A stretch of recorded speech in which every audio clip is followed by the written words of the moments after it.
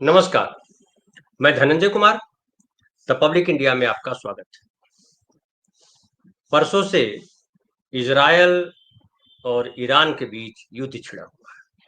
हालांकि झड़पें पहले भी हो चुकी है गजा पट्टी को लेकर के, लेकिन अब खुलेआम आ गया है और इज़राइल ने जो है ढेर सारी मिसाइलों 200 से ज़्यादा मिसाइलों से हमला किया और ईरान को काफ़ी नुकसान पहुंचाया।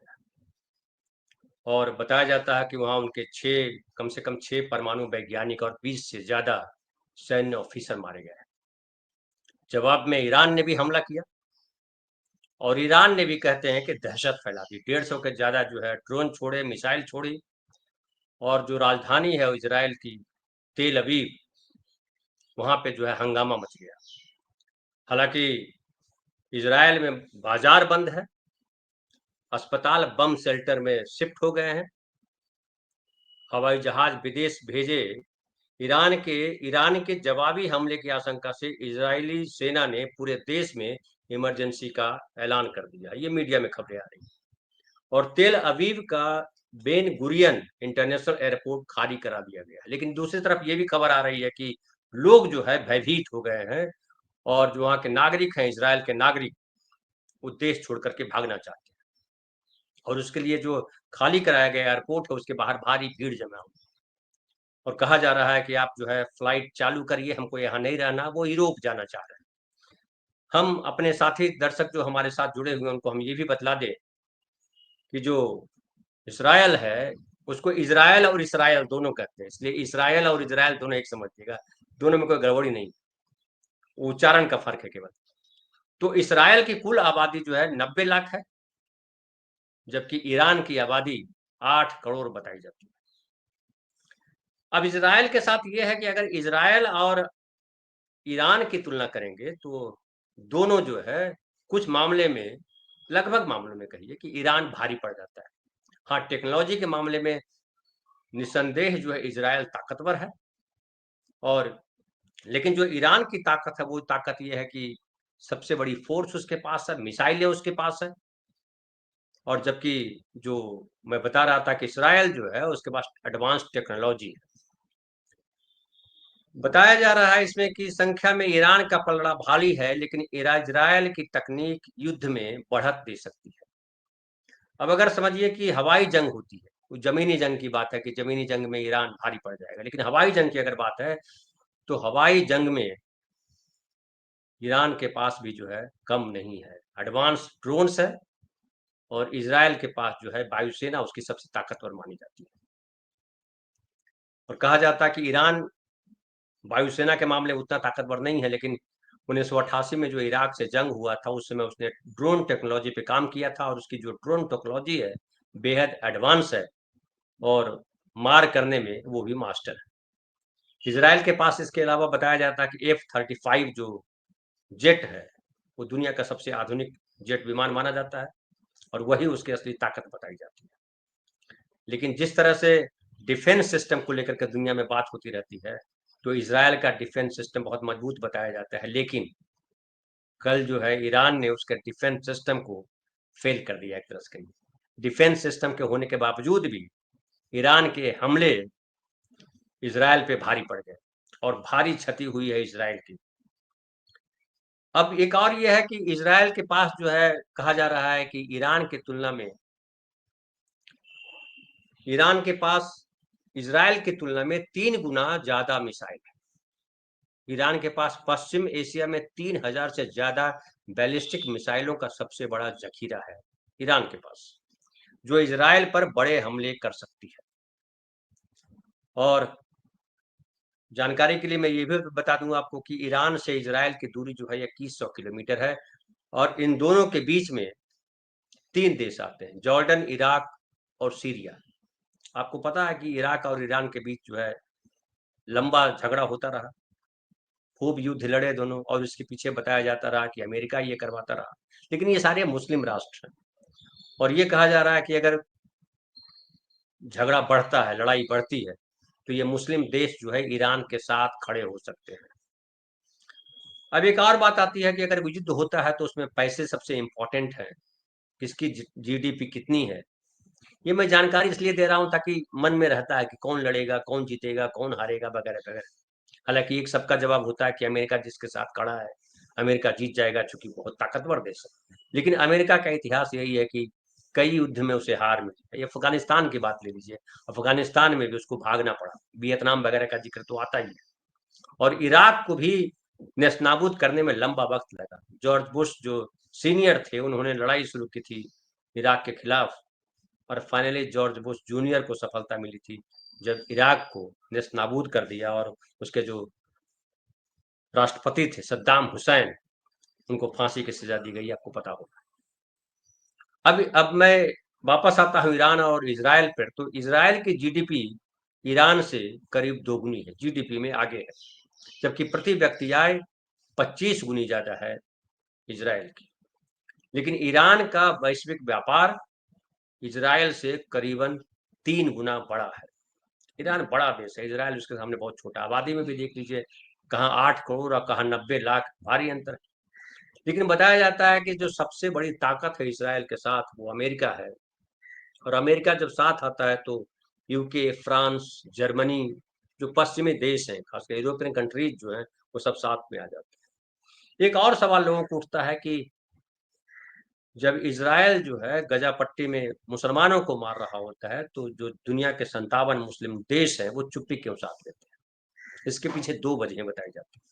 एक तो मुसलमानों में भी जानते हैं कि शिया और सुन्नी का बड़ा भारी जो है झगड़ा है, और शिया सुन्नी के चक्कर में जो मुस्लिम कंट्रीज है वो अलग अलग भागों में बटे, और फिर उनके अपने अपने हित हैं। अमेरिका के साथ जो है कुछ देश हैं जो अमेरिका के साथ दुश्मनी नहीं चाहते हैं, उसमें जिसे नाम लिया जाता है सऊदी अरब का, यूएई का, मिस्र का, जॉर्डन का, बहरीन का।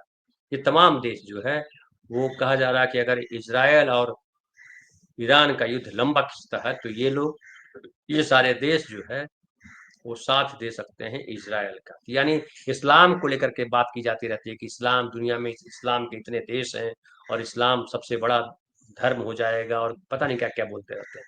अब ये देख लीजिए, जब ऐसी स्थिति बनती है तो इस्लाम मानने वाले लोग भी जो है एक दूसरे का साथ नहीं देते। यानी धर्म जो है सेकेंडरी हो जाता है, प्राइमरी हो जाता है, सबके अपने अपने हित। और हित क्या है?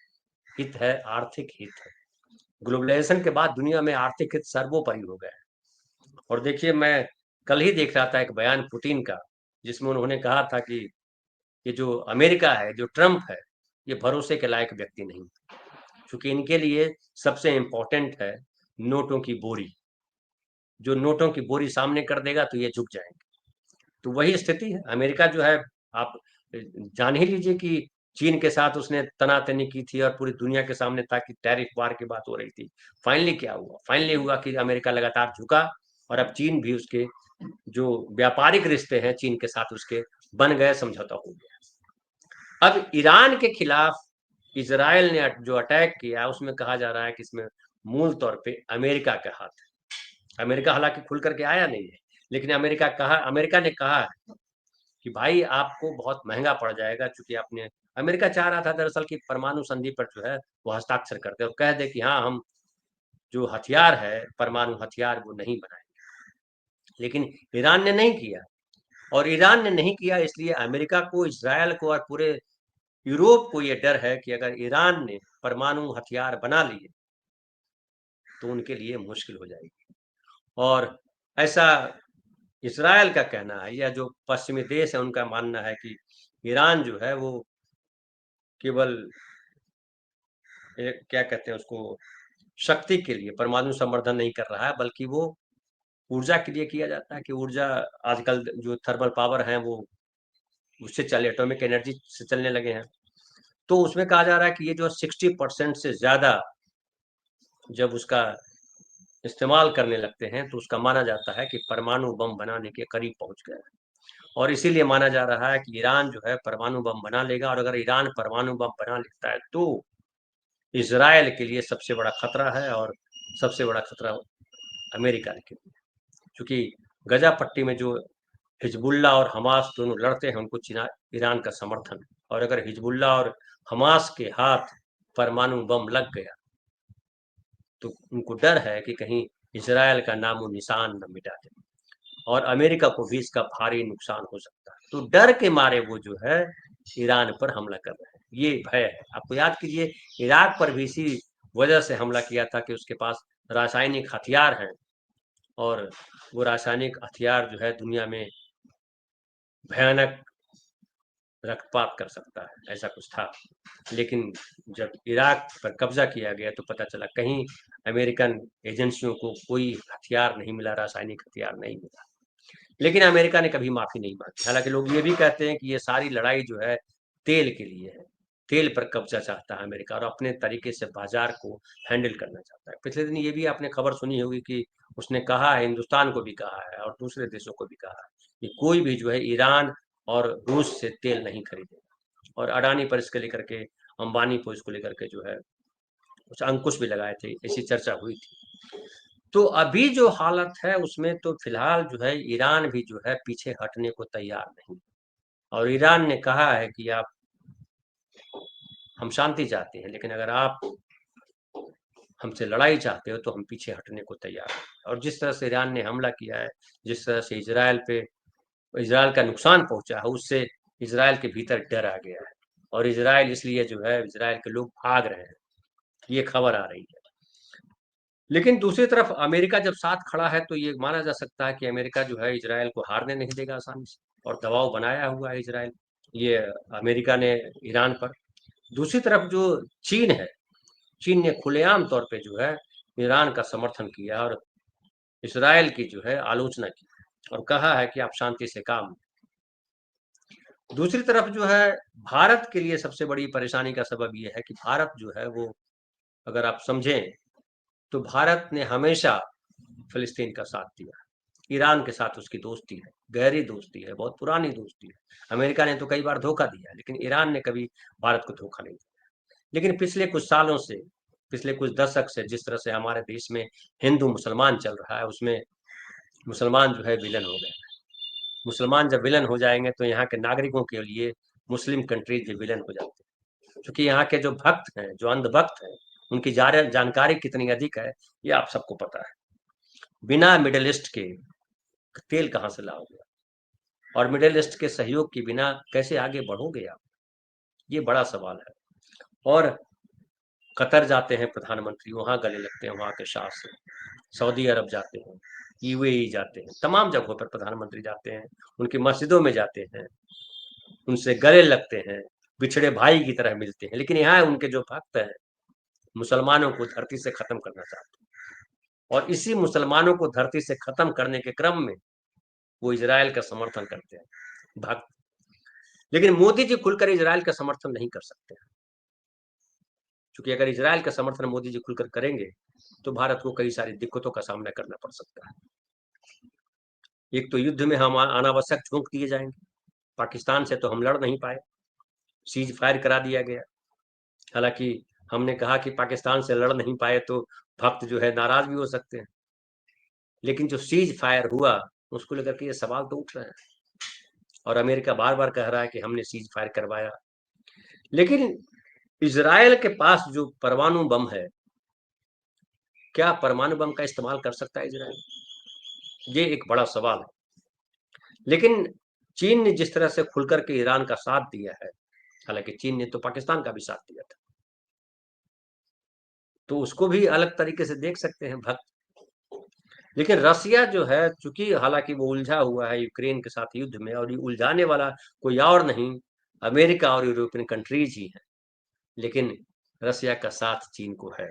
रसिया जानता है कि चीन, ये जो ये ईरान है वो बहुत बड़ी ढाल है, और हमेशा का सहयोगी रहा है। ईरान और रसिया के बीच संबंध रहे हैं, दोनों के सामरिक संबंध रहे हैं, जो मिसाइलें हैं, जो सिस्टम है, डिफेंस सिस्टम है, इन सबको मजबूत बनाने में ये रसिया का बड़ा रोल है, ईरान का जो सिस्टम है उसको मजबूत बनाने में। और रसिया कितना भी कमजोर हो गया हो, लेकिन अभी भी वो पावर है, और उसको, अमेरिका को लगता है कि अगर रसिया चीन एक हो जाएंगे, ईरान साथ में मिल जाएगा, तो उनके लिए मुश्किल खड़ी हो जाएगी।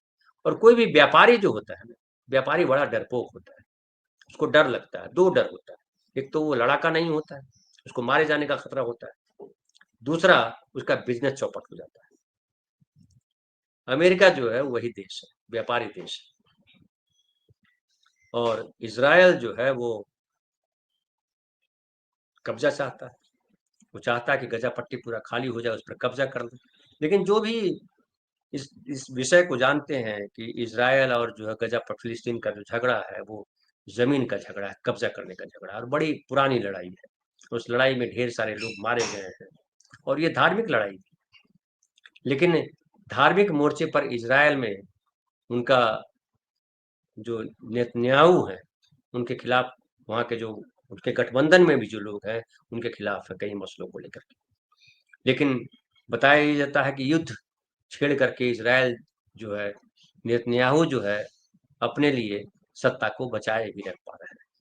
और अमेरिका इसी में अपनी भलाई देखता है। भलाई मतलब उसके पास एक हेंचमैन हो गया, आ गया है इज़राइल नाम का, जो इज़राइल जहाँ कहीं भी दिक्कत होती है अमेरिका को, कोई संधि करने में प्रॉब्लम होती है, कोई दिक्कत करता है, तो इज़राइल जो है वो वहाँ पे धमकी देता है, और ईरान के साथ वही हो रहा है। लेकिन ये युद्ध कब तक चलेगा, ये किसी को पता नहीं, और अगर ये लंबा खिंच गया तो मुश्किल हो जाएगी। हालांकि ईरान ने दुनिया के उन तमाम देशों को, मुस्लिम देशों का आह्वान किया है, जो नॉन अलाइनमेंट मूवमेंट में शामिल देश थे उनका आह्वान किया, और कहा है कि आप हमारा साथ दीजिए, और हम युद्ध नहीं चाहते, शांति चाहते।